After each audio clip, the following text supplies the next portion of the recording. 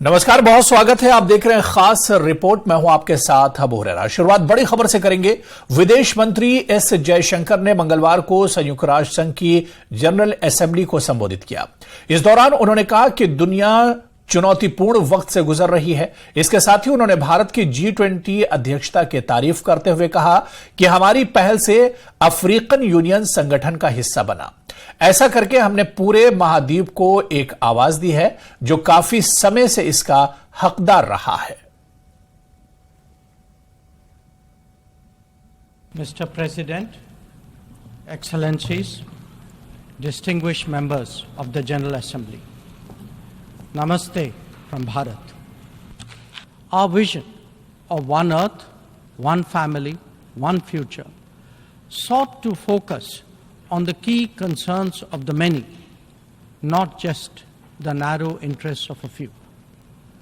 In the words of Prime Minister Narendra Modi, it was to bridge divides, dismantle barriers, and sow seeds of collaboration that nourish a world where unity prevails over discord and where shared destiny eclipses isolation.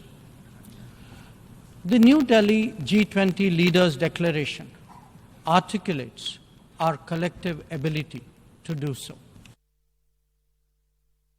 Modi ने आज नवे रोजगार मेले के तहत 51,000 युवाओं को joining letter दिया। ये युवा पिछले कुछ दिनों में केंद्र सरकार के अलग अलग विभागों में भर्ती हुए हैं। ज्वाइनिंग लेटर बांटने के लिए ये रोजगार मेला देश भर में 46 स्थानों पर आयोजित किया गया। पीएम मोदी दिल्ली के नेशनल मीडिया सेंटर में आयोजित कार्यक्रम में शामिल हुए और यहां से उन्होंने 45 जगहों पर मौजूद युवाओं को वीडियो कॉन्फ्रेंसिंग के माध्यम से ज्वाइनिंग लेटर सौंपा। आज कई महिलाओं को भी अपॉइंटमेंट लेटर मिला है। कार्यक्रम को संबोधित करते हुए पीएम मोदी ने कहा कि हमारा देश ऐतिहासिक उपलब्धियों और फैसलों का साक्षी बन रहा है। कुछ दिन पहले ही देश की आधी से ज्यादा आबादी को नारी शक्ति वंदन एक्ट के जरिए बड़ी ताकत मिली है। यह बिल पिछले 30 साल से पेंडिंग था। नई संसद के पहले सत्र में ही इसे दोनों सदनों से पारित कराया गया। एक तरीके से नई संसद में देश का नया भविष्य शुरू हुआ है। आज हमारा देश ऐतिहासिक उपलब्धियां और फैसलों का साक्षी बन रहा है। कुछ दिन पहले ही नारी शक्ति वंदन अधिनियम के रूप में देश की आधी आबादी को बहुत बड़ी ताकत मिली है। 30 वर्षों से महिला आरक्षण का जो विषय लंबित था वो अब रिकॉर्ड वोटों के साथ दोनों सदनों से पास हुआ है। आज इस रोजगार मेले में भी हमारी बेटियों को बड़ी संख्या में नियुक्ति पत्र मिले हैं।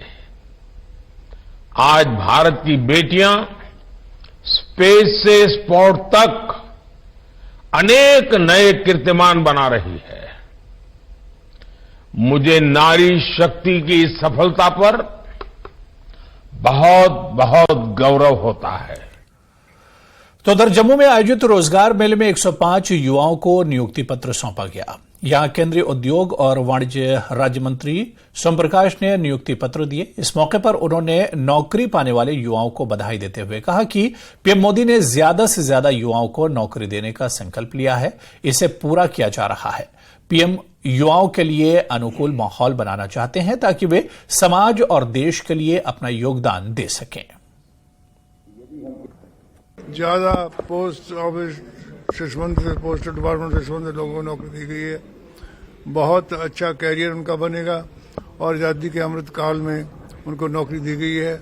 और जब देश तरक्की कर रहा है, खुशहाल हो रहा है, देश का दुनिया का शक्तिशाली देश बनने के लिए, विकसित देश बनने के लिए बढ़ रहा है, ये बच्चे जिनको आज नौकरी मिली है, ये 2047 में जब देश 100 साल आजादी के मनाएगा उसके गवाह होंगे और देखेंगे देश दुनिया का विकसित देश, समृद्ध देश, ताकतवर देश, विश्व गुरु बनकर उभरेगा। मैं उन बच्चों को बहुत बहुत मुबारकबाद देता हूं। देश की प्रधानमंत्री नरेंद्र भाई मोदी जी देश में एम्प्लॉयमेंट के डिफरेंट बहुत सारे क्रिएट कर रहे हैं, जैसे startup scheme, make in India scheme और बहुत सारी स्कीम है, जिसमें स्वनिधि स्कीम, जो Vishwakarma prime minister Vishwakarma scheme, इसके दिन हजारों लोगों को, लाखों लोगों को जो लोन देकर अपना काम शुरू करने के लिए स्कीमें बनाई गई हैं, जिससे अनएम्प्लॉयमेंट दूर होगी, लोगों को नौकरी मिल सकेगी। तो वहीं हिमाचल प्रदेश के युवाओं को भी नियुक्ति पत्र बांटने के लिए शिमला के गेटी थिएटर में रोजगार मेले का आयोजन किया गया। कार्यक्रम में केंद्रीय मंत्री अनुराग ठाकुर ने युवाओं को नियुक्ति पत्र बांटे। यहां 110 युवाओं को नियुक्ति पत्र दिए गए।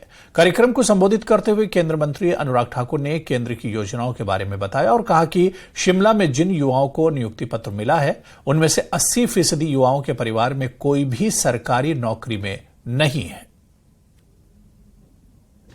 प्रधानमंत्री रोजगार मेला के अंतर्गत 10 लाख भारतीयों को सरकारी क्षेत्र में नियुक्ति पत्र देने का जो एक संकल्प माननीय प्रधानमंत्री जी ने लिया है, उसी के चलते आज 51,000 युवाओं को रोजगार देश भर में दिया गया। 46 स्थानों पर इस कार्यक्रम का आयोजन किया गया और आज मैं हिमाचल प्रदेश की राजधानी शिमला में, जहां 700 लोगों को नियुक्ति हुई है, जिनमें से 600 पोस्टल डिपार्टमेंट से हैं और बाकी कोई बैंक में तो कोई CRI में, सेंट्रल रिसर्च इंस्टीट्यूट, इसमें है। तो ये अपने आप में दिखता है कि कैसे मोदी सरकार ने सरकारी क्षेत्र में रोजगार की अपार संभावनाएं खड़ी की हैं और साथ ही साथ स्वरोजगार के लिए भी जहां एक और मुद्रा योजना, स्टार्टअप इंडिया और स्टैंड अप इंडिया बहुत सफल साबित हुए। केवल मुद्रा में ही 34 करोड़ लोन दिए गए, जो लाखों करोड़ रुपए के ऋण बगैर किसी गारंटी के दिए गए और वहां पर भी करोड़ों लोगों को रोजगार, स्वरोजगार के अवसर उत्पन्न हुए हैं। आगे बढ़ेंगे। अमृतसर में आज उत्तर क्षेत्रीय परिषद की बैठक हुई। इस बैठक की अध्यक्षता केंद्रीय गृह मंत्री अमित शाह ने की। बैठक में जम्मू कश्मीर के LG मनोज सिन्हा, लद्दाख के LG डॉक्टर BD मिश्रा और हिमाचल के CM सुखविंदर सिंह सुक्खू शामिल हुए। इनके अलावा पंजाब, हरियाणा, राजस्थान के मुख्यमंत्री भी बैठक में मौजूद रहे। उत्तर क्षेत्रीय परिषद की 31वीं बैठक में मुख्यमंत्री सुखविंदर सिंह सुक्खू ने केंद्र सरकार से आग्रह किया है कि पड़ोसी राज्यों के साथ हिमाचल के हितों से संबंधित विभिन्न मामलों को त्वरित सुलझाया जाए और आपदा से प्रभावित हिमाचल को जल्द विशेष राहत पैकेज उपलब्ध करवाया जाए। CM ने बैठक में हिमाचल को BBMB निदेशक मंडल में पूर्णकालिक सदस्य का दर्जा देने की भी मांग की।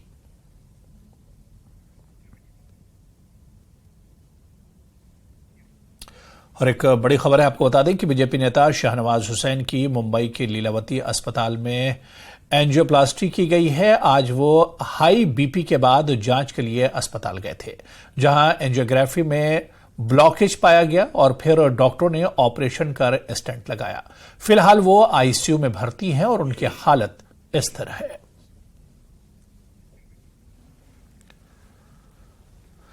कल दिल्ली में हुई बीजेपी कोर ग्रुप की बैठक को लेकर जम्मू कश्मीर बीजेपी अध्यक्ष रविंदर रैना ने न्यूज 18 से खास बातचीत की है। इस बातचीत में रविंदर रैना ने बताया कि बैठक में अमित शाह ने उन्हें नगरपालिका और लोकसभा चुनाव सहित आने वाले सभी चुनावों के लिए तैयार रहने के निर्देश दिए हैं। साथ ही लोगों को केंद्र और जम्मू कश्मीर प्रशासन के काम को लेकर भी जागरूक करने को कहा है। और चूंकि हमारी नेशनल पार्टी है, बहुत बार हमारे जो नेशनल लीडरशिप है, हमारे जो बड़े नेता हैं, वो जम्मू कश्मीर आते हैं।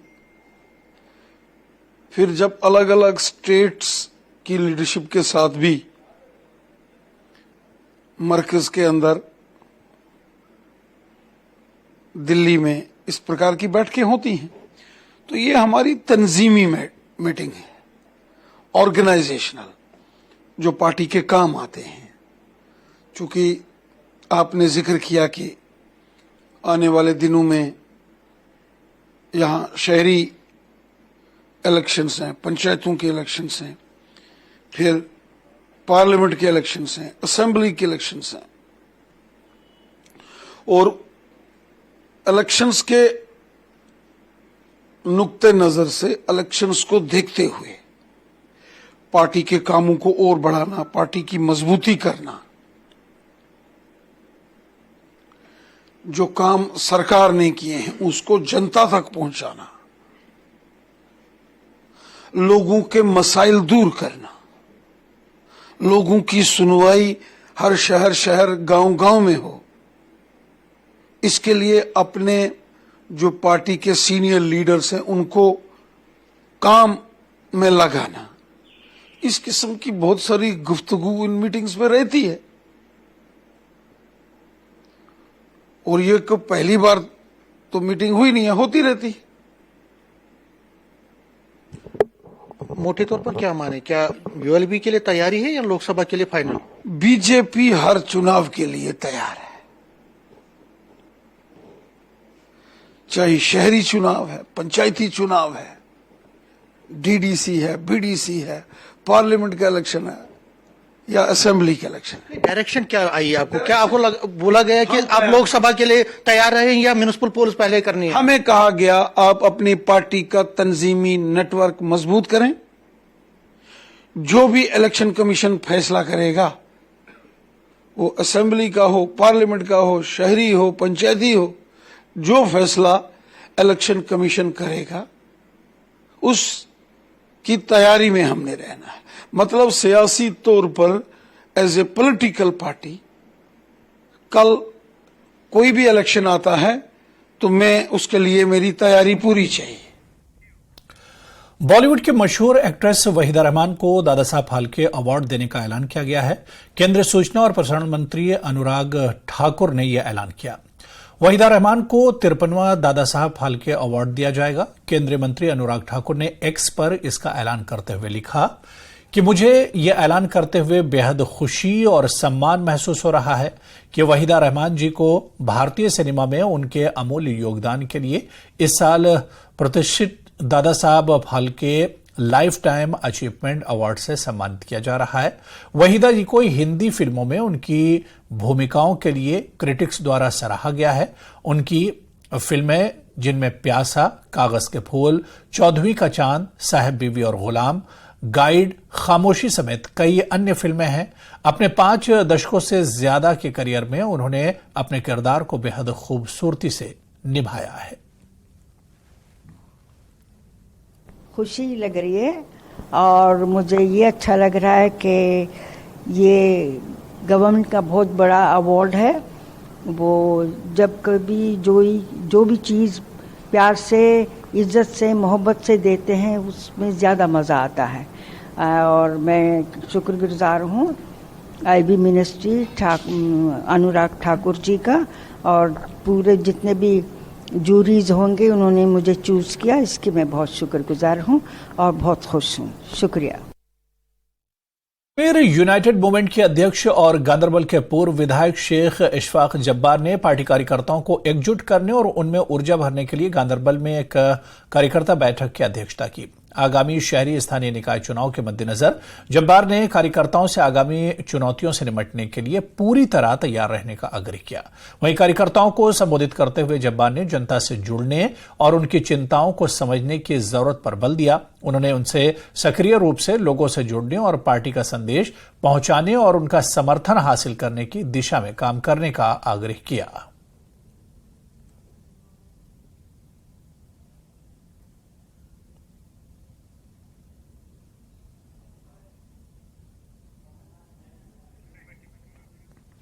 हायर अथॉरिटीज़ तक पहुंचाया है।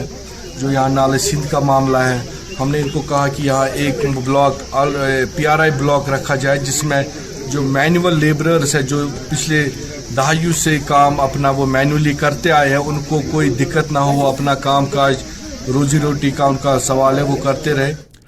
पुंछ में भारत पाकिस्तान नियंत्रण रेखा पर स्थित करमाड़ा गांव के सरकारी हाई स्कूल में सेना और पुलिस की तरफ से नशा विरोधी जागरूकता कार्यक्रम का आयोजन किया गया, जिसमें क्षेत्र के पंचायत प्रतिनिधियों, ग्रामीण और स्कूली बच्चों ने भाग लिया। इस अवसर पर सेना की सरला बटालियन के कमांडिंग अधिकारी और एसपी पुंछ विनय शर्मा ने उपस्थित लोगों को नशीली वस्तुओं के सेवन से होने वाले दुष्परिणाम के बारे में जागरूक करने के साथ ही क्षेत्र में बढ़ रहे नशे के कारोबार से सचेत रहने की प्रति जागरूक किया।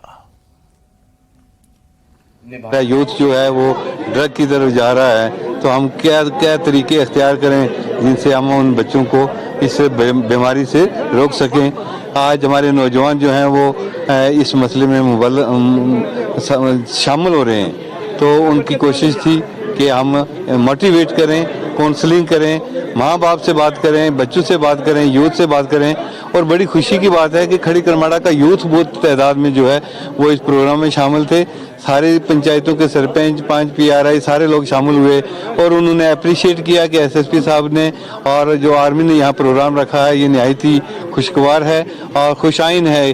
और हम भी इसमें आर्मी और एडमिनिस्ट्रेशन के साथ हैं कि इस नशा मुक्त को, इस बीमारी को यहाँ से दूर कैसे किया जाए। यहाँ पर तकरीबन 300-400 आदमी यहाँ मौजूद था और ये एक अवेयरनेस कैंप था कि यूथ को हम किस तरह अवेयर करें कि जो ड्रग्स है वो एक लानत है।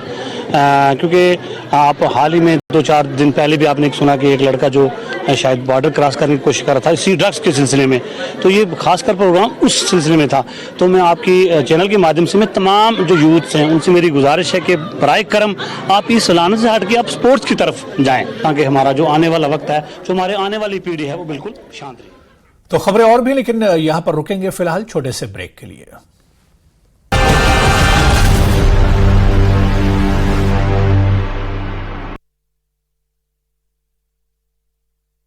गुलाब जामुन आयोजन 105 लोगों को सौंपे गए नियुक्ति पत्र। जम्मू के पीरबाग एरिया में आतंकी के OGW के घर पर जांच एजेंसी का छापा, मौके से इलेक्ट्रॉनिक उपकरण किए गए बरामद। यूएन में इंडिया के पाकिस्तान को घेरने पर यूएन एम्बेसडर ने कहा वो कश्मीर गए हैं और पाकिस्तान की यात्रा में POK भी गए हैं। अब लिथियम सर्विस को लेकर महबूबा मुफ्ती ने सरकार को घेरा है और कहा कि उत्पादन हम करें और बिजली बाहरियों को दे दी जाती है और हमारे ही लोग अंधेरे में रहते हैं। बड़गाम पुलिस और सेना ने एक संयुक्त अभियान के तहत ईदगाह मोहल्ले बहरू में आजम बशीर वानी को गिरफ्तार किया। उसके कब्जे से 3 पिस्तौल और अन्य सामग्री बरामद की। पुंछ की मंडी तहसील में खाई में गिरी ऑल्टो कार, हादसे में 2 लोगों की मौत, एक बच्चा भी जख्मी। पुलवामा में शिक्षा विभाग की ओर से विद्यार्थियों को प्रोत्साहित किया गया। राजकीय कन्या उच्चतर माध्यमिक विद्यालय पुलवामा में मुख्य शिक्षा अधिकारी अब्दुल कयूम नदवी ने नेत्रहीन छात्रा तहजीबा जान को अपने खर्च पर एक विशेष लैपटॉप प्रदान कर छात्रा का हौसला बढ़ाया। कल मनाए जाने वाले विश्व पर्यटन दिवस के मद्देनजर पर्यटन विभाग ने कश्मीर भर में कार्यक्रमों की एक श्रृंखला की तैयारी। ब्रेक बाद आगे बढ़ेंगे। खबर राजौरी से है, जहां डुंगी इलाके के लोगों की कई साल पुरानी मांग आज पूरी हो गई। आपको बता दें कि BDC चेयरमैन डुंगी रियाज चौधरी ने डुंगी से सोनवानी गांव तक 5 किलोमीटर लंबी सड़क का उद्घाटन किया। इस मौके पर बड़ी संख्या में लोग मौजूद रहे। इस दौरान BDC चेयरमैन ने कहा कि आज इस क्षेत्र के लोगों की लंबे समय से चली आ रही मांग को पूरा किया है। उन्होंने कहा कि सड़क के बनने से 5 से अधिक गांवों के लोगों को लाभ मिलेगा। ये जो आज की रोड है क्रांति टू सावनी रोड जो है, ये 50 साल की लोगों की मांग थी और डिग्री कॉलेज जो डुंगी में था और लोगों के सबसे बड़ा मसला था डिग्री कॉलेज का, क्योंकि वो लोग जो हैं यहाँ पे कलर से घूम के डिग्री कॉलेज में आते थे। आज से बाद इंशाल्लाह ताला जो लोगों का मैंने सीन पूरा किया है, माल सामनी से लेके पुथुनी से लेकर डायरेक्ट डुंगी ब्लॉक के साथ और डिग्री कॉलेज के साथ मैंने लोगों को जोड़ दिया। शोपिया में कश्मीर कंस्ट्रक्शन वर्क्स यूनियन ने बिजली बिल और किसान क्रेडिट ऋण में छूट प्रदान करने के पक्ष में अपनी आवाज उठाई है। बता दें कि कार्यक्रम का नेतृत्व वरिष्ठ राजनीतिक कार्यकर्ता रशीद पंडित ने किया, जिसमें कश्मीर कंस्ट्रक्शन वर्क्स यूनियन के सदस्य और आम जनता भी शामिल थे। इसीलिए आए हैं कि इनके दिल में गरीब मजदूर और किसान की दर्द है। मकसद हमारा एक ही है मानना हमारा एक ही है कि सरकार चलाने वाले सरकार चलाए, कुर्सियों पर बैठने वाले आला अधिकारी बैठे, हमें कोई एतराज नहीं है। ऑफिसरों की हम इज्जत करते हैं, मुलाजिमों की हम इज्जत करते हैं, एडमिनिस्ट्रेशन की हम इज्जत करते हैं, मगर उनको हमारे मजदूरों को इज्जत देनी पड़ेगी, हर हाल में देनी पड़ेगी। ये मजदूरों की आवाज है, ये मजदूरों की आवाज है, ये यही नहीं रुकेगी। हमने ऐद किया है कि हम जिले शोपियान में इस आवाज को, मजदूरों की आवाज को, इस दर्द को, मजदूरों की इस दर्द को आप जानते ही हैं। 44 कोड 44 लेबर लॉज थे मजदूरों के, और इस तानाशाही सरकार ने खत्म करके 4 कोड बना दिए। अमृतसर दौरे के दौरान सीएम सुखविंदर सिंह सुक्खू ने पंजाब के सीएम भगवंत मान के साथ द्विपक्षीय मुद्दों को लेकर बैठक की। इस बैठक में दोनों के बीच विकासात्मक कार्यों को लेकर चर्चा हुई। इस दौरान दोनों राज्यों के उच्च अधिकारी भी बैठक में मौजूद रहे। इसके अलावा सीएम सुक्खू ने आज अमृतसर में श्री हरमंदिर साहिब में शीश नवाया और प्रदेश की सुख समृद्धि के लिए कामना की।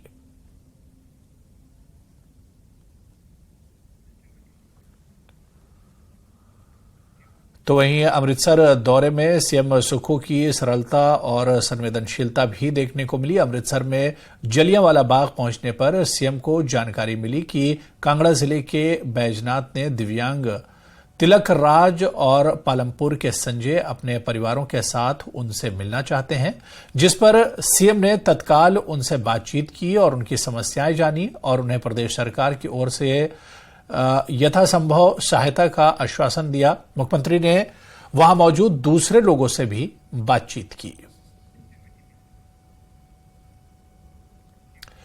सीएम सुक्खू ने अमृतसर स्थित जलियांवाला बाग का दौरा किया और स्वतंत्रता के लिए अपने प्राणों की आहुति देने वाले असंख्य सेनानियों को प्रदेशवासियों की ओर से भावभीनी श्रद्धांजलि अर्पित की। सीएम ने कहा कि युवा पीढ़ी को ऐसे अमानवीय कृत्यों को सदैव स्मरण रखना चाहिए। मुख्यमंत्री ने इस अवसर पर जलियांवाला बाग से जुड़ी प्रत्येक निशानी का अवलोकन भी किया। इस दौरान मुख्य सचिव प्रबोध सक्सेना, मुख्यमंत्री के प्रधान सचिव भरत खेड़ा एवं अन्य गणमान्य व्यक्ति उपस्थित थे। मुख्यमंत्री सुखविंदर सिंह सुक्खू ने आज अमृतसर में भारत पाकिस्तान बंटवारे की दुखद स्मृतियों के प्रतीक विभाजन संग्रहालय का भी अवलोकन किया। मुख्यमंत्री ने इस अवसर पर कहा कि साल 1947 में भारत के विभाजन से प्रभावित लोगों के दुख और तकलीफ को शब्दों के माध्यम से व्यक्त करना बेहद कठिन है।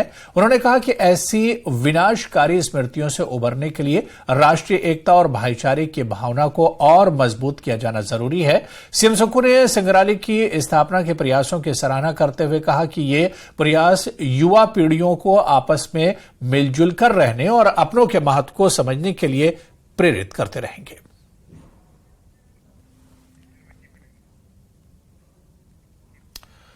सड़कें लंबे अरसे तक चलें तो इसके लिए हिमाचल में लोक निर्माण विभाग ने नई तकनीक का इस्तेमाल कर रही है। नई तकनीक में एफडीआर फुल डेप्थ रिमिलिकेशन टेक्नोलॉजी के माध्यम से सड़कों को बनाया जाएगा, जिसमें ज्यादा समय तक सड़कें खराब नहीं होंगी। हालांकि अभी तक उत्तर प्रदेश और उत्तराखंड राज्यों में इस तकनीक का प्रयोग सड़कों पर किया गया है, लेकिन अब हिमाचल प्रदेश में भी पायलट प्रोजेक्ट के तहत 700 के करीब सड़कों को इस नई तकनीक से बनाया जा रहा है, जबकि हमीरपुर में भी 1 दर्जन सड़कों को नई तकनीक से बनाया जाएगा।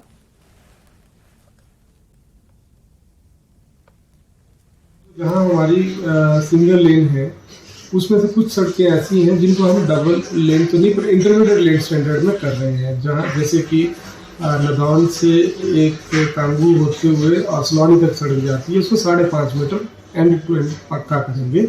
और इसमें थोड़ा सा मैं एक और चीज़ आपको बताना चाहूँगा, सड़कें हमारी लंबे अरसे तक चलें उसके लिए इस बार एक प्रयास किया गया है कि नई टेक्नोलॉजी को यूज़ करें। इसमें क्या है कि इसमें 2 फायदे हैं। एक तो जो एग्जिस्टिंग स्ट्रक्चर है, जैसे आप पुरानी टेक्निक से देखें तो G1 G2 हम यूज़ करते थे, और उसके ऊपर नई लेयर्स बिछाने के लिए पहले पुरानी लेयर्स को निकाल के साइड में रख देते थे, उनको रीयूज नहीं करते। तो इस टेक्निक में क्या है, उनको रीयूज करेंगे, कुछ केमिकल, कुछ सीमेंट और इस तरह की कंपोजिशन होती है वो यूज करके, और बिल्कुल मिनिमल नया एग्रीगेट यूज होता है। इससे दो फायदे हैं, एक तो हमारा जो बेरिंग कैपेसिटी है पेमेंट की वो बढ़ जाती है, नंबर दो जो नेचुरल जो रिसोर्सेज है उनमें कम बोझ पड़ता है क्योंकि बहुत कम मटेरियल नया यूज होता है।